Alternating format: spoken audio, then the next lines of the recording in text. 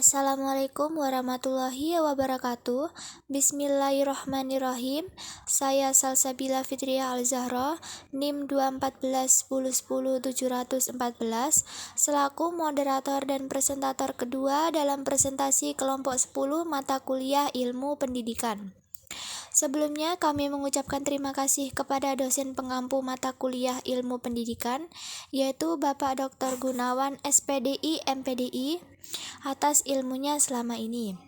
Di video kali ini, kami akan menjelaskan tentang materi komponen-komponen pendidikan pesantren. Materi pertama dan kedua tentang kiai dan santri akan dijelaskan oleh presentator pertama, yaitu Santi Mujiana. Materi ketiga tentang kitab kuning akan dijelaskan oleh presentator kedua, yaitu saya sendiri. Materi keempat tentang asrama dan pondok pesantren akan dijelaskan oleh presentator ketiga, yaitu Salsabila Safa Karimah. Materi kelima tentang musolah akan dijelaskan oleh presentator keempat, yaitu Sevi Komaria. Pembahasan yang pertama yaitu kiai dan santri. Kiai adalah orang yang memiliki lembaga pondok pesantren dan menguasai keilmuan di bidang agama Islam, amalan dan akhlak yang sesuai dengan ilmunya. Peran kiai yang pertama adalah menjadi seorang teladan bagi para santri. Kiai membina perilaku tawaduk santri dan senantiasa memberi teladan dalam bersikap tawaduk. Peran kiai yang kedua adalah menjadi seorang pendidik dan pengajar. Kiai membina perilaku qanaah santri dan senantiasa memahamkan tentang kesederhanaan dalam kehidupan sehari-hari. Peran kiai yang selanjutnya adalah dalam membina perilaku sabar santri. Kiai senantiasa memberi motivasi dan arahan kepada santri agar selalu tetap semangat dalam mencari ilmu dan bersabar dengan setiap hal yang terjadi dalam kehidupan sehari-hari. Selanjutnya, santri. Menurut Geertz menduga bahwa pengertian santri mungkin berasal dari bahasa Sanskerta, yaitu sastri, yang artinya ilmuwan Hindu yang pandai menulis, yang dalam pemakaian bahasa modern memiliki arti yang sempit dan arti yang luas. Dalam arti yang sempit, ialah seorang pelajar sekolah agama yang disebut pondok atau pesantren. Sedangkan dalam arti yang luas dan lebih umum, kata santri mengacu pada seorang anggota bagian penduduk Jawa yang menganut agama Islam dengan sungguh-sungguh, yang sembahyang pergi ke masjid pada hari Jumat dan sebagainya. Berikut beberapa contoh macam-macam santri. Yang pertama, ada santri mukim. Santri mukim adalah santri yang sudah menetap di lokasi dan fasilitas di lingkungan pesantren. Rata-rata santri mukim adalah mereka yang tempat tinggalnya jauh dari pesantren. Agar lebih konsentrasi belajar dan mengikuti kegiatan di pesantren, maka mereka tinggal menetap di pesantren. Contoh yang kedua yaitu santri kalong. Kalong adalah salah satu jenis kelelawar besar. Kelelawar biasanya melakukan kegiatan di malam hari dan siang hari mereka bersembunyi di sarangnya. Penisbatan kalong pada santri adalah bagi santri yang berasal dari warga sekitar pesantren dan belum menetap di asrama. Mereka hanya mengikuti kegiatan pesantren pada malam hari, sedangkan di siang hari mereka pulang ke rumah masing-masing. Dan yang ketiga ada santri abdi dalem. Santri abdi dalem adalah santri-santri yang membantu mengurus pekerjaan rumah tangga pengasuh dan keluarganya, seperti memasak, mengurus sawah atau ladang, menjadi sopir pribadi, dan sebagainya. Kadang-kadang mereka terdiri dari santri yang kurang mampu. Dengan bekerja di rumah pengasuh, mereka biasanya mendapat keringanan biaya pendidikan, terbebas biaya makan sehari-hari, dan sebagainya. Kitab adalah istilah khusus yang digunakan untuk menyebut karya tulis agama dalam bahasa Arab. Sebutan ini disebut kitab untuk membedakannya dengan aksara umum lainnya yang menggunakan aksara non-Arab.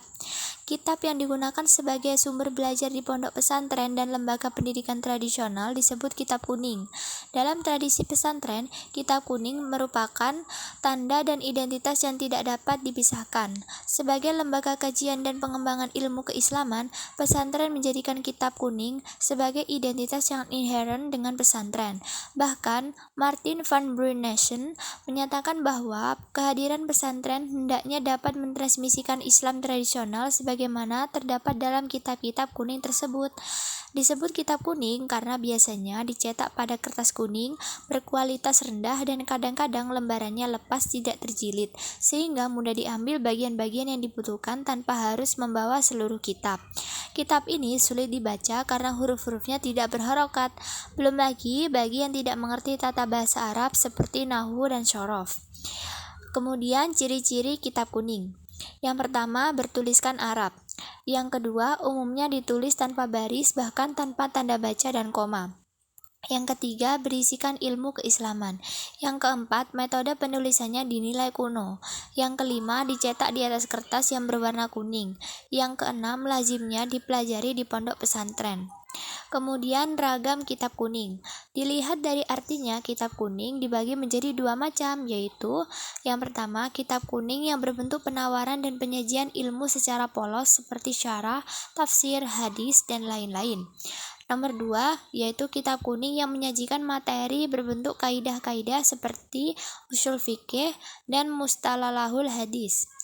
Dilihat dari segi kreativitas penulisannya, kitab kuning dikategorikan menjadi 7 macam, yaitu yang pertama, kitab kuning yang menampilkan gagasan baru yang belum pernah dikemukakan oleh penulis-penulis sebelumnya.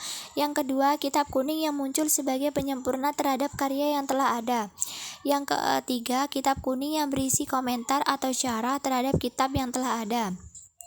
Yang keempat, kitab kuning yang meringkas karya yang panjang lebar untuk dijadikan karangan singkat tapi padat. Yang kelima, kitab kuning yang berupa kutipan dari berbagai kitab lain. Yang keenam, kitab kuning yang isinya memperbaharui sistematika dari kitab-kitab yang telah ada. Yang ketujuh, kitab kuning yang berisi kritik dan koreksi terhadap kitab-kitab yang telah ada. Sedangkan dari penyajiannya, kitab kuning dibagi menjadi 3 macam, yaitu yang pertama kitab matan, yang kedua kitab syarah, dan yang ketiga adalah kitab hasyiyah atau komentar atas kitab komentar. Asrama atau pondok. Asrama dan pondok pesantren itu tidaklah sama. Berikut beberapa perbedaannya. Yang pertama, pengertian. Pondok pesantren adalah asrama bernuansa Islami bagi santri yang mempelajari agama Islam dari seorang kiai. Sedangkan asrama adalah suatu tempat penginapan yang ditujukan untuk anggota suatu kelompok, umumnya murid-murid sekolah atau para mahasiswa. Yang kedua, dari segi pendiriannya. Pondok didirikan oleh pemuka agama Islam seperti kiai untuk memberikan wadah bagi mereka yang ingin belajar agama lebih dalam.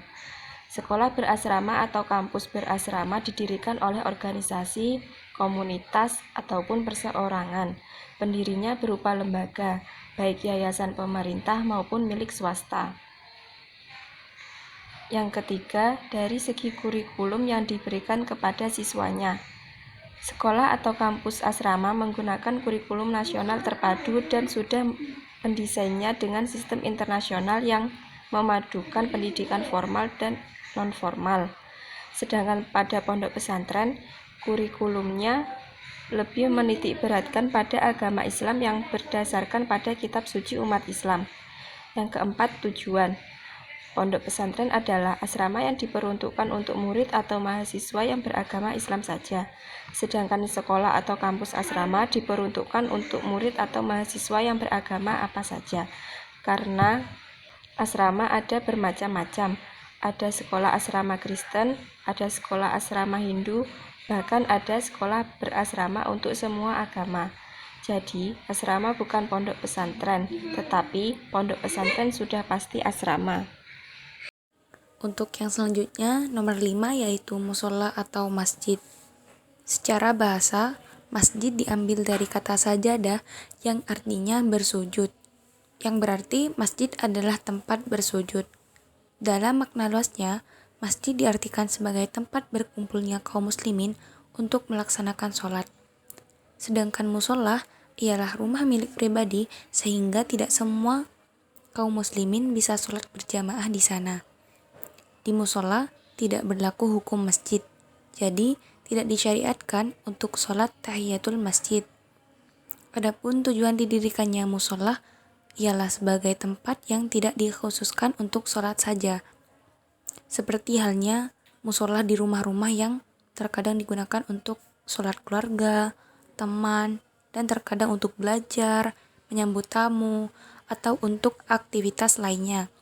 Sedangkan masjid adalah tempat yang dikhususkan untuk sholat saja, yang berarti disunahkan bagi setiap orang untuk melaksanakan sholat tahiyatul masjid. Dan juga tidak boleh seorang wanita yang sedang haid maupun nifas memasuki atau menetap di dalamnya. Adapun masjid jami ialah masjid yang tidak hanya dipakai untuk melaksanakan sholat fardu, namun masyarakat juga dapat berkumpul dan melaksanakan sholat Jumat di sana. Demikian presentasi dari kami. Mohon maaf jika ada kesalahan dan terima kasih atas perhatiannya. Wassalamualaikum warahmatullahi wabarakatuh.